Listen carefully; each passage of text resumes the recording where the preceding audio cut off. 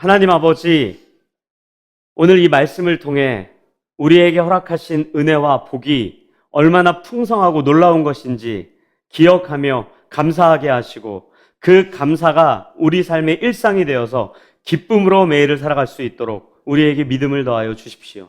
예수 그리스도의 이름으로 기도합니다. 아멘. 여러분들, 사도행전을 보통 교회행전이라고 이야기합니다.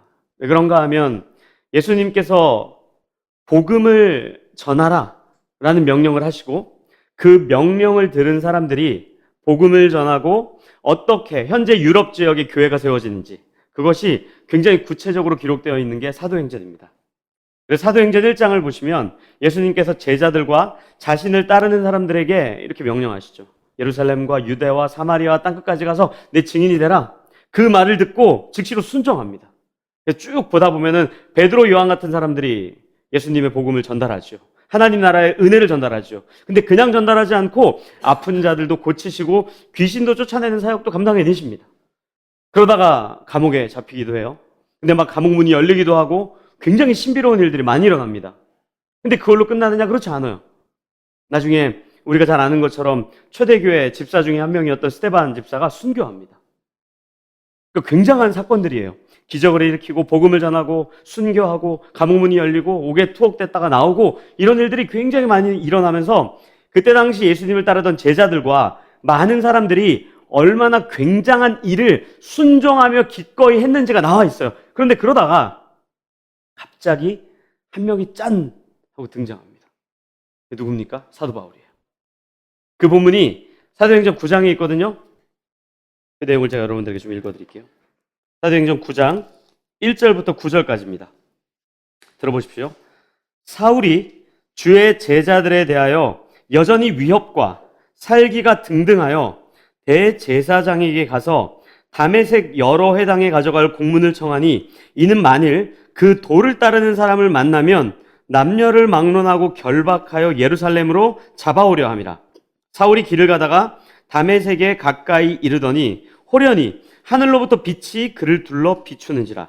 땅에 엎드려져 들음에 소리가 있어 이르시되, 사울아 사울아 네가 어찌하여 나를 박해하느냐 하시거늘 대답하되, 주여 누구시니까? 이르시되, 나는 네가 박해하는 예수라. 너는 일어나 시내로 들어가라. 네가 행할 것을 내게 이를 자가 있느니라 하시니, 같이 가던 사람들은 소리만 듣고 아무도 보지 못하여 말을 못하고 서 있더라. 사울이 땅에서 일어나 눈은 떴으나 아무것도 보지 못하고 사람의 손에 끌려 다메섹으로 들어가서 사흘 동안 보지 못하고 먹지도 마시지도 아니하니라. 아멘.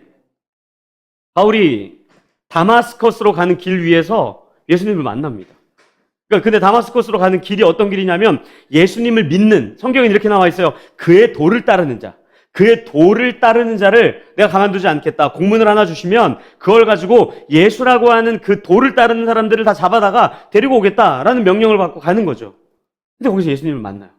여러분들, 오늘 이 사도행전 9장에 기록되어 있는 본문을 정리하면 굉장히 간단해요. 예수님을 만났다. 예수님이 딱 두 문장 이야기합니다. 나는 네가 박해하는 예수야. 내가 너한테 할 말이 있으니까 시내로 들어가서 아나니아라는 사람을 만나. 사도 바울이 가서 만납니다. 바울에게 그 아나니아가 뭐라 그럽니까? 예수님이 너한테 시킬 일이 있대. 순종해. 이게 끝이에요. 그러니까 이 장면은 바울이 예수님을 핍박하러 가는 길 위에서 예수님이 바울을 먼저 찾아오셨다. 이것 말고는 별로 중요한 내용이 없습니다. 여러분 생각해 보세요. 이 장면에서 예수님이 갑자기 바울 찾아오셔서, 바울아 내가 너를 보아하니 너에게 이런 능력이 있고 너에게 이런 달란트가 있고 너에게 이런 은사가 있으니까 내가 너를 쓸게라고 이야기하지 않았어요. 또 그를 만나셔서 내가 너에게 베드로와 같이 아픈 자를 고치는 능력을 줄게. 내가 물 위를 걸었던 거 소문 들었지? 내가 너도 그렇게 물 위를 걷는 능력을 줄게. 혹은 야, 네 등을 잘 봐. 갑자기 옷이 상의가 찢어지고 날개가 나올 거야. 이런 거 아무것도 없어요. 그냥 만나세요. 근데 이 장면이 사도 바울에게 얼마나 중요했는지 간증을 할 때마다 이 이야기를 합니다. 사도행전 22장을 보면요, 수많은 군인들 앞에서 이야기를 해요. 예수님이 나를 찾아오셨다. 그거밖에 없어요. 26장에는요 아그리빠 왕을 만나서 똑같은 얘기를 한 번 더 합니다. 예수님이 나를 찾아오셨다. 다마스커스로 가는 길 위에 나를 찾아오셨다. 바울이 왜 한 번도 아니고 두 번, 세 번씩이나 그런 이야기를 합니까? 그 인생 속에 찾아오신 예수 그리스도의 은혜가 가장 귀한 것으로 여겼기 때문입니다. 성경은 우리에게 예수님이 우리를 찾아오신 그것보다 귀한 복이 없다고 이야기합니다. 저와 여러분들이 만약에 누군가가 질문을 하죠. 당신에게 있어서 가장 인생 본문이 뭡니까? 죄송하지만 거의 대부분 외우고 있는 게 몇 구절 안 되기 때문에 요한복음 3장 16절 이야기할 거예요. 그 똑같은 내용이 아니에요. 하나님이 이처럼 사랑해서 예수를 보냈다. 예수가 우리를 찾아오셨다. 이것 말고는 없어요. 근데 우리는 그거를 진짜 은혜와 복으로 여기지 않습니다. 근데 여러분들 그게 왜 진짜 은혜요 복인 줄 아세요? 요한복음 1장 3절부터 5절까지 제가 읽어드릴게요. 들어보십시오. 요한복음 1장 3절부터 5절입니다. 만물이 그로 말미암아 지은 바 되었으니 지은 것이 하나도 그가 없이는 된 것이 없느니라. 그 안에 생명이 있었으니 이 생명은 사람들의 빛이라. 빛이 어둠에 비추되 어둠이 깨닫지 못하더라. 아멘. 어떤 내용인지 아십니까? 빛이 어둠을 비추었는데 어둠은 그게 빛인지 모르겠대요. 이거를 왜 이렇게 이야기하는가 하면 우리의 죄인된 성품 속에 예수님이 찾아오셔서 은혜를 허락하고 있는데 그걸 우리는 모른다는 거예요. 그런데 여러분들 이 자리에 앉아서 예배드리는 이유가 뭡니까? 그 은혜를 깨달았기 때문 아닙니까? 원래 몰라야 됩니다. 저 문을 열고 나가서 만난 사람들처럼 교회 왜 가? 예수가 왜? 종교 중에 하나잖아. 근데 우리 그렇게 고백하지 않죠. 어떻게 고백합니까? 당신은 그리스도시며 살아계신 하나님의 아들입니다 라고 고백하고 있는 그 자체가 이미 우리에게 허락된 굉장히 풍성한 은혜라는 거예요. 마태복음 13장에 씨 뿌리는 자의 비유가 그거예요. 거기 이렇게 얘기해요. 씨를 뿌렸는데 돌밭에 떨어지면 잠깐 그 씨가 뿌리를 내리는 것 같다 열매를 맺지 못할 것이고 가시덤불에 그게 쏟아지면 거기에서는 아예 아무것도 맺지 못할 거다. 그러면서 그 의미를 이렇게 설명해요. 돌밭에 떨어졌다는 것은 그 믿음이 굳건하지 않아서 말씀을 드릴 때는 예수님 그리스도가 맞습니다. 그러다가 그거 잊어버린다는 거고요. 그리고 이 가시덤불에 떨어졌다는 것은 돈과 권력과 성공에 더 많이 마음이 빼앗겨서 예수님을 그리스도로 고백하지 않는다. 이렇게 기록되어 있어요. 여러분들 우리 한번 손 얹어볼까요? 그 두 가지에 해당 안 되는 분 계십니까? 다 해당되죠? 전 벌써 1번으로 손 올렸습니다. 근데 우리 화단을 보면 열매가 맺혀 있잖아요. 열매 맺으면 안 되거든요. 안 맺혀야 되거든요. 벌써 교회를 떠나고 예수를 안 믿어야 되거든요. 믿고 있다는 거예요. 근데 우리는 그것이 은혜인 줄을 너무 모르는 거죠.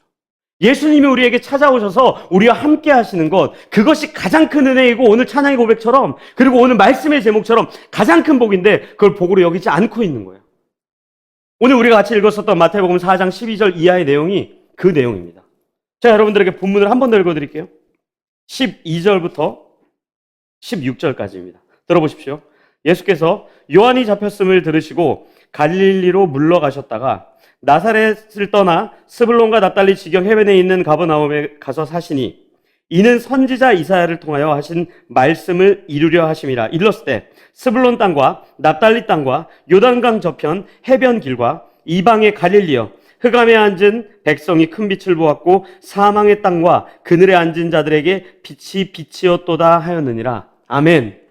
여러분들 이 짧은 본문의 제목을 정하면 이런 거 아니겠습니까? 예수님의 이동 동선, 예수님의 여행길, 갈릴리에 있다가 큰 갈릴리 지역에 있는 나사렛에 있다가 가버나움으로 가셨다. 이거 말고는 없어요. 동사가 하나 있죠. 거기에 거주하시더라. 13절 이렇게 나오죠. 가서 사시니. 예수님이 거기서 뭐 한 게 없어요. 병자를 고친 것도 없고요. 기적을 베푼 것도 없고요. 그들에게 무엇을 이야기한 것도 없죠. 딱 하나예요. 가서 사시니. 이것이 얼마나 중요한 은혜인지를 우리 매일 잊고 살아가는 거예요. 그랬더니 그냥 그 예수님이 가서 사시는 그것 하나만으로 뭐라 그래요? 흑암에 앉아있는 백성이 큰 빛을 보았고 사망의 땅과 그늘에 앉은 자들에게 빛이 비추었도다라고 이야기하고 있답니다. 그렇다면 우리 인생에 진심으로 참으로 가장 귀한 고백은 사도 바울이 사도행전 22장의 수많은 로마 군인들 앞에서 그리고 26장의 아그리빠 왕 앞에서 했던 그 고백, 예수님이 나를 찾아오셨습니다. 이게 우리의 관증이 돼야죠. 여러분들 기억하실지 모르겠지만 마태복음 14장 본문을 우리 라이프교회 2024년 표로 여러분들이 정했습니다. 한 걸음 더 라이프로. 그때 우리는 예수님 앞으로 한 걸음 더 걸어가는 거지만 그것보다 중요한 은혜가 뭡니까? 그때 예수님이 어떻게 해요? 무리를 걸어오시죠. 우리는 거기에 다 마음을 빼앗기는 거예요. 와, 예수님 어떻게 무리를 걷지?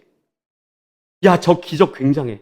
근데 거기에서 진짜 중요한 거는요, 그 물을 걸어서 우리에게 찾아오셨다는 겁니다. 여러분들 요한계시록 읽을 때마다 우리 기대가 되죠. 장차 우리가 거할 그 천국 얼마나 아름다울까. 야, 유리바다가 있대. 보석들이 엄청 반짝거린대. 수많은 피조물들이 있대. 천사들이 날개를 휘날리면서 찬양한대. 얼마나 멋질까. 근데 진짜 중요한 게 뭡니까? 거기에 삼위일체 하나님과 함께 거한다는 거예요. 영원한 생명, 수많은 선물들, 가치 있는 보석들, 이런 것들이 중요한 게 아니라 거기에 하나님이 함께 있다는 겁니다. 우리가 그 은혜를 발견하지 못하면 우리 기독교 신앙은요, 살아갈 힘이 없어요. 우리의 간증을 보십시오. 예수 믿었더니 성공했더라. 예수 믿었더니 국회의원 배지 달았더라. 예수 믿었더니 장관 됐더라.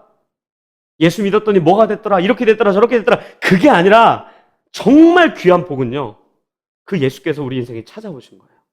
그 가치가 오늘 마태복음 4장에 정말 가득 기록되어 있는 겁니다. 그 다음 본문 이런 내용이에요. 보면 아시겠지만 제자들 한 명 한 명 부르십니다. 여기 오늘 본문에는 베드로, 안드레, 야고보, 요한 이렇게 4명을 부르시죠. 이 4명의 공통적인 직업이 뭐예요? 어부예요. 어부. 제자들을 딱 일렬로 12명 쫙 세우면요, 어부 아니면 세리예요. 왜 그들을 부르십니까? 그들에게 아무런 조건이 없다는 거예요. 지금은 아니겠지만 당시에 어부 그러면 사회적인 지위가, 위치가 굉장히 낮았던 사람이에요. 세리는요, 좀 부유하긴 했어요. 하지만 멸시받던 대상이었다고요. 그들을 부르셔서 그들을 제자 삼으시며 그들에게 아무런 이유와 근거가 없다는 것을 우리에게 보여주고 있다면 참으로 우리가 예수를 그리스도로 고백하는 그것 가운데 진짜 참된 은혜는 그분이 우리 인생에 찾아오셨다는 겁니다. 저는 우리 라이프교회 가족들의 유일한 간증이 하나 있다면 정말 예수님이 우리 인생을 찾아오신 것. 죄인인데 내세울 것 하나 없는데 오늘 본문에 기록되어 있는 것처럼 아무것도 자랑할 것이 없는데 그럼에도 불구하고 우리를 찾아오신 그 은혜를 간증하는 교회 가족 됐으면 좋겠습니다. 이 본문을 자세히 보면요, 14, 15, 16절 우리가 이 본문을 좀 같이 읽도록 하겠습니다. 14, 15, 16절입니다. 같이 읽겠습니다. 시작. 이는 선지자 이사야를 통하여 하신 말씀을 이루려 하심이라. 일렀을 스불론 땅과 납달리 땅과 요단강 저편 해변길과 이방의 갈릴리여, 흑암에 앉은 백성이 큰 빛을 보았고 사망의 땅과 그늘에 앉은 자들에게 빛이 비치었도다 하였느니라. 아멘. 갈릴리를 뭐라 그럽니까? 이방의 갈릴리여 이렇게 이야기해요. 왜냐하면 이때 당시에 갈릴리 지역이 수많은 유대인들이 흩어져 살 뿐만 아니라 이방인들과 함께 거주하는 도시 가운데 가장 도덕적으로 윤리적으로 타락했을 뿐만 아니라 가장 많이 황폐했던 지역이에요. 근데 그들에게도 그 복음이 전달된다는 거예요. 이 본문은 사실은 이사야 선지자가 이미 구약시대에 예언했던 본문인데 그때 당시에 이사야 선지자를 통해서 이스라엘 백성들에게 어떤 이야기를 했는가 하면 너희들의 멸망이, 이스라엘의 멸망이 지금 얼마나 비참한 상태인 줄 알아야 돼. 하지만 결코 그 비참한 상태 가운데 너희들을 내버려 두지 않을 거야 라고 말씀하고 있는 게 이 고스란히 이 본문입니다. 그렇다면 그 이스라엘 백성들에게, 범죄한 그들에게 회개하고 돌이키라는 메시지가 여기 들어가 있는 것이 아니라 일방적으로 당신께서 먼저 찾아가 주셔서 그들에게 회복을 이야기하고 있는 거죠. 우리에게 자랑할 게 뭐가 있습니까? 사도 바울이 아그리빠 왕 앞에서, 로마의 군인들 앞에서 끊임없이 이야기했던 게 뭐예요? 나는 다마스커스로 가는 길 위에서 예수님을 믿는 사람을 오히려 핍박하려고 했는데, 오히려 그들을 잡아다가 고문하려고 했는데, 그랬는데 그 예수가, 내가 핍박하는 그 예수가 나를 찾아오셔서 그냥 나를 택해 주셨다. 이것이 은혜 아니고 무엇이겠습니까? 라고 고백한다면 우리 인생에 이것보다 큰 고백이 있습니까?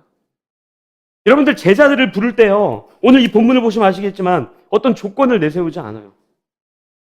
여기 본문에 보면은 이런 게 있어요. 19절에 말씀하시되 나를 따라오라. 내가 너희를 사람을 낚는 어부가 되게 하리라 하시니 아멘. 이 본문을 통해서 그렇기 때문에 사람을 낚을 거기 때문에 어부를 부른 겁니다. 되게 그럴듯하죠. 근데 잠깐 생각해 보세요. 한 1.5초. 낚시하는 거랑 사람 낚는 거랑 무슨 상관이 있습니까? 우리가 기독교가 먹이를 준비해가지고 낚시질 하면서 한번 걸리나 보자 이러고 복음을 전하는 사람들입니까? 전혀 상관이 없어요.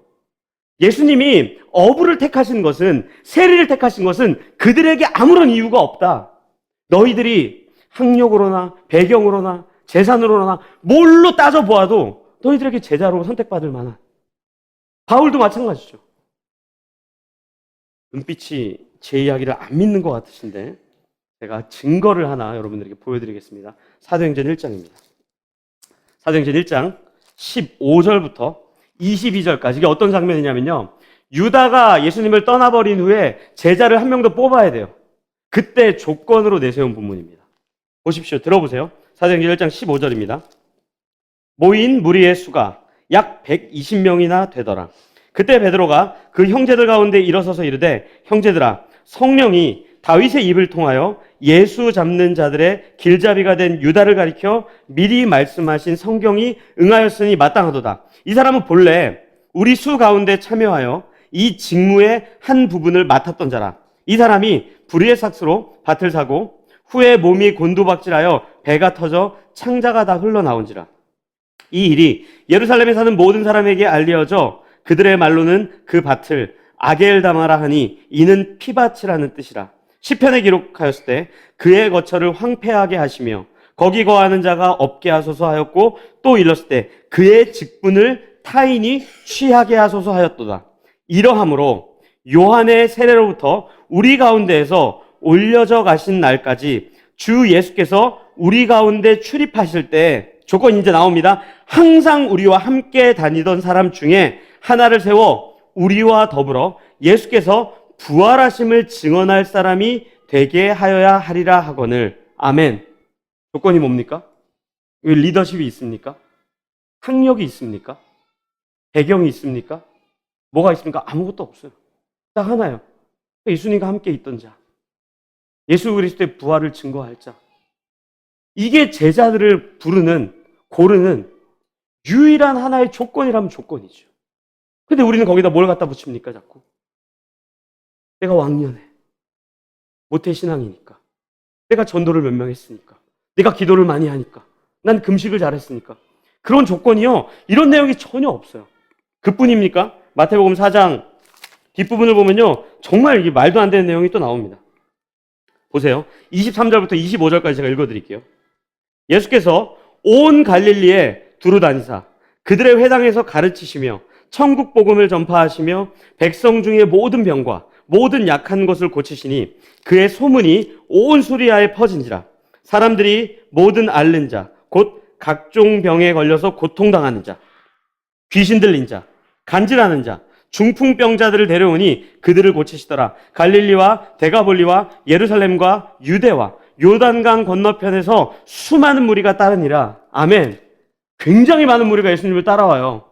예수님이 세 가지 했어요. 그게 뭡니까? 가르치시고, 복음을 전하시고, 아픈 자를 고치십니다. 이 세 가지 사역을 다 했는데 따라오는 사람들의 목적은 뭐예요? 아픈 거를 낫게 하기 위해, 그거 말고는 없어요. 예수님이 가르치신 그 내용을 듣고 당신이 그리스도가 맞습니다라고 따라왔던 사람이 없습니다. 천국 복음을 듣고 이것이 진짜 나의 유일한 간증이요, 나의 유일한 고백입니다, 나의 영원한 소망입니다 라고 고백하면서 따라온 사람이 단 한 명도 없어요. 모든 사람들이 가르치시고 복음을 전하시고 고치신 것 중에 고친 것 하나 가지고 나아오는 거예요. 우리의 신앙을 한번 점검해 보세요. 우리의 방점은 대체 어디 있습니까? 우리 인생의 성공, 우리 인생의 잘 되는 것들, 힘겹고 어려운 고난 가운데 있는 우리를 다시 한번 꺼내시는 것, 적어도 그것보다 예수님이 우리 인생을 찾아오셔서 우리를 사랑한다 말씀하시는 그것이 우리의 유일한 간증이 돼야죠. 죄인된 우리를, 여전히 우리는 복에 목말라하고, 여전히 우리는 성공에 목말라하고, 여전히 우리는 당신께서 주시는 그 달콤한 사탕들, 그것이 전부라고 졸졸졸 쫓아다니고 있음에도 불구하고 다시 또 찾아오셔서 내가 여전히 너를 사랑해, 내가 너를 흑암에 두지 않을 거야, 내가 너를 그늘에 두지 않을 거야, 내가 너를 사망해 두지 않을 거야. 우리에게 이렇게 이야기하시는 그것이야말로 진짜 우리 인생의 가장 큰 복이 돼야 돼요.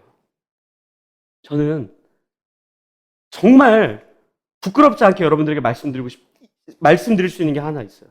저 정말로요. 여러분들 아픈 분들이 있으면 주님 얼른 낫게 해주세요. 저 이 기도 매일 해요. 경제적으로 힘들고 여러 가지 어려운 문제에 있는 분들이 있으면 저 매일 기도해요. 근데 그것보다 더 세게 기도하는 게 있어요. 정말로 우리를 찾아오신 그 예수의 은혜, 그거 잊지 않게 해주십시오. 그것이 참으로 복인 줄 아는 교회 가족 되게 해주십시오. 저는 오늘 우리가 이 마태복음 4장 뒷부분을 읽으면서 사망과 그늘에 앉아 있음에도 불구하고 깨닫지 못했는데 우리에게 빛을 비춰주시며 그걸 깨닫게 하시는 그 예수의 은혜, 폭풍 속에서 정말로 배가 흔들흔들 거리는데 물 위로 걸어오는 기적이 대단한 것이 아니라 그 물 위를 걸어서 죄인된 우리를 찾아오셨다는 그 은혜. 이력서를 만들고 포트폴리오를 만들어가지고 나를 피하라고 나를 증명해도 등수가 매겨진 세상 속에서 꼴등함에도 불구하고 나를 찾아오시는 그 은혜. 천국 복음을 가르치시고 예수 그리스도의 은혜를 전달함에도 불구하고 병이 낫고 내 인생의 문제가 풀리는 것 때문에 예수님을 쫓아다님에도 불구하고 우리를 포기하지 않는다, 끝까지 사랑한다 말씀하시는 그 은혜 때문에 정말 가장 큰 복의 가치를 깨닫는 우리 라이프교회 가족들이 됐으면 좋겠습니다. 제가 설교 준비 다 하고 시편을 읽다가 제가 지금 한 25분, 6분 정도 설교한 것 같은데 이걸 단 2문장으로 줄인 시편 기자가 있습니다. 마지막으로 그 본문을 여러분들에게 읽어드릴게요. 여러분들 다 아는 본문이에요. 시편 84편입니다. 10절부터 읽어드릴게요. 들어보십시오. 주의 궁정에서의 한 날이 다른 곳에서의 첫날보다 나은즉 악인의 장막에 사는 것보다 내 하나님의 성전 문지기로 있는 것이 좋사오니 여호와 하나님은 해요 방패이시라. 여호와께서 은혜와 영화를 주시며 정직하게 행하는 자에게 좋은 것을 아끼지 아니하실 것임이니이다. 만군의 여호와여 주께 의지하는 자는 복이 있나이다. 아멘.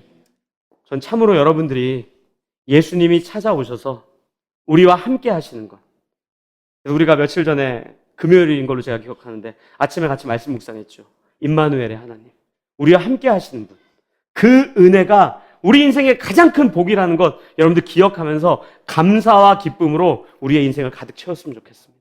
이 시간 그렇게 같이 기도했으면 좋겠어요. 딱 하나만 오늘 기도했으면 좋겠어요. 주님, 정말 주님이 나를 찾아오신 것, 그거 하나만으로 감사하며 기뻐하며 살아가게 해주십시오. 수많은 복들이 내 인생에 있겠지만 가장 큰 복, 정말 주님 우리를 찾아오시는 것, 그거 하나만으로 오늘 우리가 찬양 고백했던 것처럼 할렐루야 감사합니다, 이 찬양을 고백하며 살아갈 수 있게 해달라고 우리 자신을 하나님께 내어드리며 함께 기도하도록 하겠습니다. 기도하시겠습니다.